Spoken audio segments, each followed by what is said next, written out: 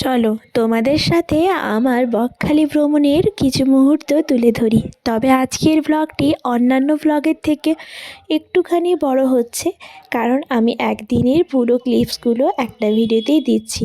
তবে তোমরা যারা কলকাতার কাছাকাছি থাকো বা কলকাতায় থাকো, 2-3 দিন তোমাদের হাতে সময় আছে, 2-3 দিনও লাগবে না। তোমাদের কাছে যদি 1-2 দিনের সময় আছে, তোমরা তাহলে নিশ্চিন্তে বকখালি গিয়ে ঘুরে আসতে পারবে। আর তাদের জন্যই ভিডিওটা কিন্তু সম্পূর্ণ দেখার অনুরোধ রইল, তাহলে কিন্তু লাভ তোমাদেরই হবে। আমরা হঠাৎই প্ল্যান করি, আর আগের দিন মানে আমরা বেরিয়েছি শনিবারের সকালে, তো শুক্রবার রাতে আমার বর মাই ট্রিপে কিন্তু একটা হোটেল বুক করে নেয়, সেটা হলো হোটেল বলাকা। সেখানে কিছুটা হলেও 100-150 টাকা হলেও কিন্তু অফ পেয়ে ওই হোটেলটা বুক করে নেয়। আর তারপরেই কিন্তু আমাদের কাছে যেহেতু গড়িয়া স্টেশন আছে, তাই আমরা গড়িয়া স্টেশনেই কিন্তু উঠেছি নামখানা যাওয়ার উদ্দেশ্যে 7:30টার লোকালে। আর এই রুটে কিন্তু কোনো তোমরা এক্সপ্রেস পাবে না, শুধুমাত্র লোকালই পাবে। তাই তোমাদের কিন্তু হাতে সময় নিয়ে যদি অনেকে হও, তারা কিন্তু শিয়ালদা স্টেশনে অবশ্যই যাবে, তাহলে কিন্তু তোমরা সিট পাবে। গড়িয়া স্টেশনে সিট পাওয়াটা অনেকটা চাপের ব্যাপার। শুধুমাত্র আমার কাছে ছোট বাচ্চা আছে বলে একজন উঠেছিলেন, খুবই ভালো মানুষ তিনি, তাই জন্য আমি বসতে পেরেছি। আর আমরা পৌঁছে যাই 7:30 লোকালটা পৌঁছে যায় মোটামুটি 10:15 নামখানা স্টেশন।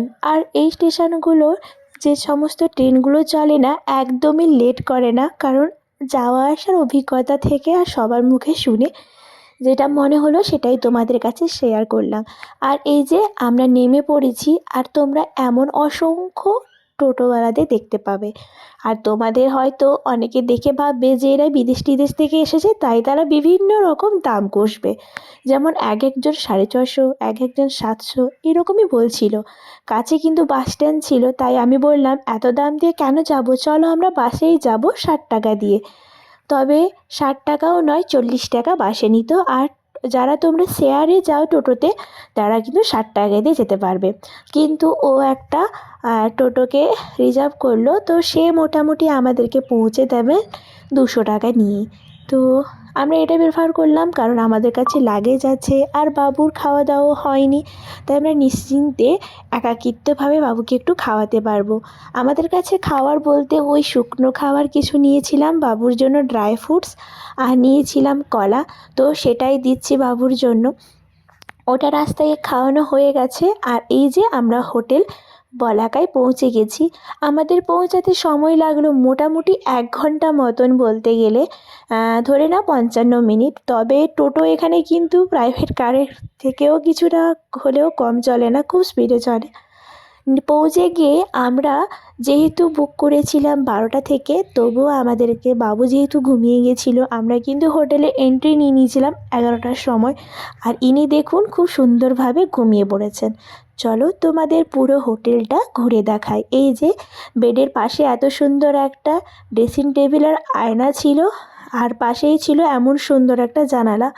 আর বাড়ি থেকে খাবার নিয়ে এসেছি আমি, এই যে বললাম তোমাদের ড্রাই ফ্রুটস নিয়ে এসেছি, আর পলিতে করে মুড়িও নিয়ে এসেছি, যেহেতু বাবু আছে তো তা খাবার তো ক্যারি করতেই হবে। আর ভোর উঠে বানিয়ে নিয়েছিলাম পরোটা আর চিকেন কষা। তো সেটাই বলতে গেলে আমরা দুপুরে খেয়ে নেব, কারণ আর আমরা দুপুরে বাইরে কিছু লাঞ্চ করব না। আর শীতের দিনে তো এই খাবারটা আমাদের প্রিয়। খেয়ে নিয়েই কিন্তু আমরা বেরিয়ে পড়েছি বকখালি সমুদ্রে চান করার জন্য।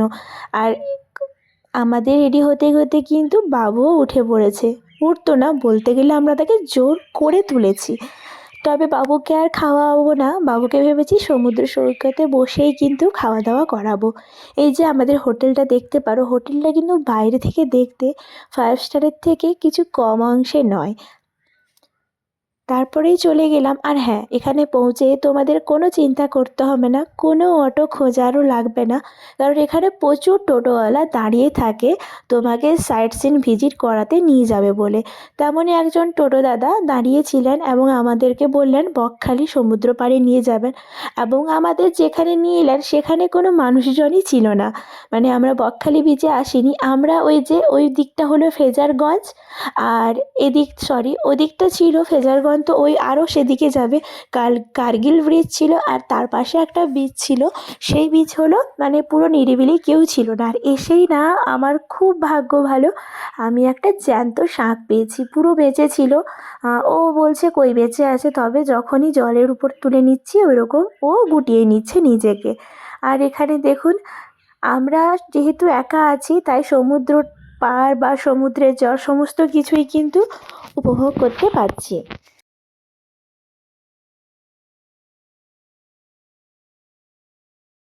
কারণ বাবুকে নিয়ে এর মানে ভিড়ের মধ্যে খাওয়ানোটা অনেকটাই কষ্ট হতো, তাই জন্য কিন্তু আমরা বেশ জায়গা বেছেছি।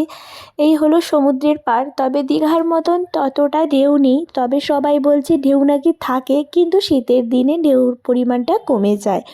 আমরা বসিয়ে মানে আমি ওর জন্য কিন্তু বাড়ি থেকে খিচুড়ি করে নিয়ে এসেছিলাম, আর সেটাই খাওয়ানো চলছে। তবে একটু ভালো করে সোনামুখ করে খেলেও পরের দিকে আর খেতে চাইছে না। আর আমিও জোর করতে চাইছি না। ওই যে জামা টামা গোটা ভিজিয়ে ফেলেছে প্রথমবারই, মানে ও সমুদ্র সৈকতকে দেখে প্রচুর প্রচুর আনন্দ পেয়েছে। আর তার বাবা তাকে জাপটে ধরে রেখেছে বলেই কিন্তু চুপচাপ বসেছিল। আর তারপরে দেখুন কাণ্ড, ছুট্টে ছুট্টে পালাচ্ছে, মানে আমরা যদি না ধরি ও হয়তো মাঝ সমুদ্রেই ছুটে ছুটে পালাতে পারে। আমাদের কাছে ওর জামা আরও একটা ছিল, কিন্তু ওকে দিইনি, কারণ আবার ভিজিয়ে ফেলবে।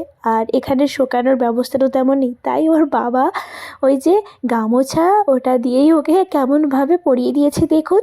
খুব ভালো লাগছিল ও যখন ছোট্ট ছোট্ট পায়ে সমুদ্রের এই যে বালি জলটাকে উপভোগ করছিল। মানে আমরা তো সমুদ্র দেখেছি, কিন্তু ওর এই আনন্দ করার মুহূর্তটা দেখে আমাদের আরও আনন্দের পরিমাণটা দ্বিগুণ হয়ে গেছিলো। আরও দেখুন একটা জ্যান্ত ঝিনুকও পেয়েছি, মানে এখনও কিন্তু মরেনি, মানে খোলস তো এখনও খোলেনি, তার মানে এখনও মরেনি। আমি কিন্তু সেই দিন টোটাল 3টে শাঁখ পেয়েছি, 3টেই জ্যান্ত ছিল। তবে যখন আমি ব্লগটা তোমাদের এডিট করে দিচ্ছি তখন কিন্তু আমার একটাই মাত্র শামুক আর একটাই শাঁখ বেঁচে ছিল, আর সমস্তটাই মারা গেছিলো। এর কারণটা হয়তো ওরা ওই জলে অভ্যস্ত, তবুও যেন আমি এই সমুদ্র তটে গিয়ে বালি আর জল সবটাই নিয়ে এসেছিলাম ওদের বাঁচানোর জন্য, কিন্তু সেটা পারিনি, হয় না। আমাদেরকে কে নিয়ে গিয়ে কি অন্য জায়গায় কেউ বাঁচাতে পারবে? তো তেমনই একটা ব্যাপার। তো যাই হোক, তোর বাবা সমুদ্র পাড়ে দেখুন এসে বাচ্চার মতন করছে, মানে আমাদের নাম লিখছে, যেটা আমি করি। আর জানো তো, আমি সমুদ্র পাগল একজন মানুষ।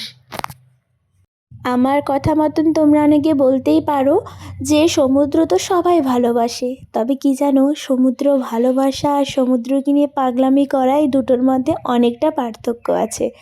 আমি দুবার পাহাড় ঘুরে এসেছি, দুবার বলতে গেলে দুটো জায়গা। একটা হলো উত্তরাখণ্ডের কেদারনাথ, যেটা পুরো পাহাড়ি এলাকার মধ্যে দিয়ে আমরা প্রচুর প্রচুর পাহাড় রিস্কপূর্ণ যে এলাকা দিয়ে ঘুরে এসেছি, কিন্তু সমুদ্রের পাড়ে এলে আমি যেন বাচ্চা হয়ে যাই। মনে হয় আমাকে 1 দিন নয়, 2 দিন নয়, 4-5 দিন লাগবে, শুধু আমি একাই সমুদ্র পাড়ে ঘুরে বেড়াবো। তো আমার একটুও শান্তি হয়নি ওখানে চান করে, কারণ ওখানে ঢেউ একটুও ছিল না। তবে সমুদ্রকে উপভোগ করার জন্য আমার কাছে এই জায়গাটা খুব শান্তিপূর্ণ আর নিরিবিলি মনে হলো। আর এখন আমরা বেরোচ্ছি দ্য হেনরি ব্রিজে যাওয়ার জন্য। হেনরি ব্রিজ হলো সেখানে দুপাশে ম্যানগ্রোভ অরণ্য থাকে, তো সেই রাস্তায় আমরা বেরিয়েছি। আর ওই টোটো দাদাই আমাদেরকে নিয়ে যাচ্ছেন। তোমাদের বার্গেনিং করার একটু কনসেশন উনি করবেনই, যেহেতু আমরা দুজন ছিলাম। আর রাস্তা প্রচণ্ড খারাপ ছিল একটা জায়গায়, তবে তারপরে এমন ঢালাই রাস্তা পেয়ে যাবে। আর হ্যাঁ, এই সাইট সিন ভিজিট করার প্রথমেই তোমাদের কিন্তু 10 টাকা দিয়ে টিকিট কেটে নিতে হবে। এটা ছিল 15 টাকার টিকিট, তোমাদেরকে ভুল বললাম। আর এর ভেতর ঢুকে গিয়ে দেখতে পারবে ছোট ছোট কোয়ার্টারের মতন ঘর বাড়ি রয়েছে। এগুলোকেও তোমরা মানে এর মধ্যে তোমরা থাকতে পারবে যদি তোমরা আগে থেকে বুক করে রাখো। আর এখানে তোমাদেরকে বুক করতে হলে সল্টলেকের বিকাশ ভবনে গিয়ে বুক করতে হবে, তাহলে তোমরা কিন্তু এই ছোট্টখাট্ট যে ঘরগুলো দেখতে পাচ্ছ এখানে থাকতে পারবে। তবে এখান থেকে বকখালি বিচ অনেকটাই দূর। তবে তাহলে কি হলো, এর পাশাপাশি এলাকায় প্রচুর মৎস্য চাষ হয়, তার জন্য কিন্তু খুব সুন্দরভাবে সরকারের প্রদক্ষিণে বা সরকারের মানে আওতায় খুব সুন্দর এলাকাটা কিন্তু সাজানো গোছানো, খুব সুন্দর দেখতে। তো তোমরা চাইলে সল্টলেকের বিকাশ ভবনে এখানে থাকার জন্য বুক করতে পারো। আর আমরা এখানে পৌঁছে গেছি হেনরি বিচে। আর এখানে দেখতে পাচ্ছ এরকম কাঠের ব্রিজ আছে, মানে ব্রিজ বলতে পারো বা সাঁকো, যেটাই হোক না কেন, আমরা তো এগুলো দিয়ে অভ্যস্ত নই, তো এটাকে ঠিক কী বলে জানা নেই। তবে এর মধ্যে দিয়ে যাওয়ার সময় দেখতে পারো চারিদিকটা পুরো ম্যানগ্রোভ অরণ্যে ভরা। মানে খানিকটা ওই সুন্দরবনে ভিডিওগুলো দেখেছি, ম্যানগ্রোভ অরণ্য তেমনই লাগছে, মানে সুন্দরী গরান গেঁয়ো আর ঠেসমূল শ্বাসমূল এগুলো দিয়েই চারিদিকটা তোমরা দেখতে পারবে। আর তারপরেই তোমরা পেয়ে যাবে আবার একটি সমুদ্র সৈকত। হ্যাঁ, চারিদিকেই সমুদ্র সৈকত আছে, বাট এক একটা জায়গায় এক একটি বিচের রূপ আলাদা আর এক একটি নামও আলাদা। তবে এখানে এসে তোমরা যেটা দেখতে পাবে সেটা হলো এই যে ভগ্নাবশেষ। এখানে আমফান এসে অনেকটাই ক্ষতিগ্রস্ত করে দিয়েছিল। যেমন দেখতে পারো এখানে একটি ঘর ছিল যেটা ভেঙে গেছে, আর ওই যে দূরে দেখতে পাচ্ছ ওটা একটা হলো লোহার জল ট্যাঙ্কি, ওটা বালির মধ্যেই চলে গেছে। তো তারপরে এইরকম একটা বিচে চলে এলাম, এখানে আমরা প্রচুর ছবি তুলেছি, আর এখানে সানসেটটাও তোমরা এসে উপভোগ করতে পারো। তবে এখানে এসে তোমাদের যদি সানসেট দেখতে হয় সেটা তোমরা কার্গিল বিচে দেখতে পাবে। তবে আমরা যখন কার্গিল বিচে পৌঁছাই তখন কিন্তু সানসেট অলরেডি হয়ে গেছিলো। আমি যেখানেই যাচ্ছি না খুব সময় নিয়ে ফেলছি, মানে আমার মনেই হচ্ছে না এখানে এত তাড়াতাড়ি আমি যেতে পারবো, কিন্তু ও একটু বকাবকি করতে আমাকে আবার তাড়াহুড়ো করে যেতে হচ্ছে।